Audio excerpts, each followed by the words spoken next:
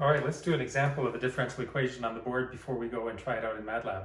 So the example I want to do is the one of an object thrown, given initial velocity in a gravitational field. So like my pencil, throw it up and gravity pulls it back down. So we have a constant downward acceleration due to gravity given by 9.81 meters per second squared, the gravitational acceleration. So that the behavior of my pen can be described in terms of a differential equation. And so the coordinate system we're going to define is the height z and time t, and the initial position of the particle will be z at t equals 0 will just be 0, and the velocity at time t equals 0 will give it an initial velocity, let's say 10 meters per second. 10 meters per second. And this would be in meters. All right, so this is the initial position, this is the velocity. The equation, the differential equation that governs the behavior of the object is Newton's equation, Newton's second law, which is force equals mass times acceleration. The force for gravity is just mg, the mass is m, and the acceleration is the second derivative, or is dv dt, right? The derivative of the velocity is the acceleration. And the velocity is itself time derivative, right? So if we type right v, that's the same thing as dz dt, right? So the velocity, the time rate of change of the height of z with respect to time. So we have a second order differential equation because there's a second derivative. Acceleration is a second derivative. Or we can think of it as a first order differential equation for a two-valued state. So the state of the object, you need two parameters, the position and the velocity.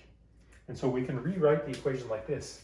d by dt of the state, which is a two component, z and v, is equal to, and that's going to be dz dt up here, dz dt, and down here dv dt, and that is dz dt is just the velocity, and dv dt, well, that's the acceleration, which is just minus g, where g is equal to 9.81 meters per second squared. And I put the minus because gravity is accelerating you downwards in the negative z direction, because I have z pointing up. So now I have a first order differential equation for a vector valued function. And the vector, the two parameters, is the position and velocity of the particle. All right, so if we want to solve this on a computer, one method we can use is something called Euler forward. And that's the method I want to describe now. So what we end up doing is the following. We know at time t0 here, we know v naught, the velocity, and so that velocity, which is the time rate of change of position with respect to time, gives us the slope in this zt graph. So there'll be some slope, I know, right? This is the slope v is equal to 10 meters per second. And now we can take a small time increment, dt, right? And we can extrapolate using the slope calculated at t0 to get a new position. And if dt is pretty small, then that'll be a good approximation. Then at the new position and the new time, we recalculate what the velocity is, right? So the state of the system was s is equal to z and v. S at times t plus dt is equal to s at times t plus dt times ds dt.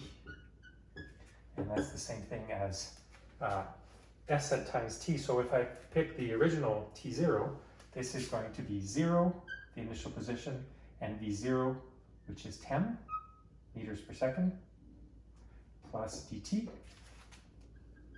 times, and then ds dt is the velocity, v, at time 0. So we're going to use the velocity at this point, right? And minus g, which is 9.81. And so now we get the new position, which is just dt times 10. That's going to take us up here, right? And we also get the new velocity. The new velocity, the v at times dt, is going to be 10 minus 9.81 times dt. And so we have a new velocity, so the velocity is going to be a little bit less than it was before. So now we'll calculate a new slope, right? The new velocity is less, and we can take a new dt up here, and then we get a new position, and we now can do it again. We can get v at 2 dt is going to be v at dt minus 9.81 times dt again. And that will be yet an even flatter slope, and we can advance by another dt, and we get a new position. And you can kind of see that it's going to trace out something that looks like a parabola. So that's called Euler's method. And that's what we're going to do on the computer. We'll show you how to do that.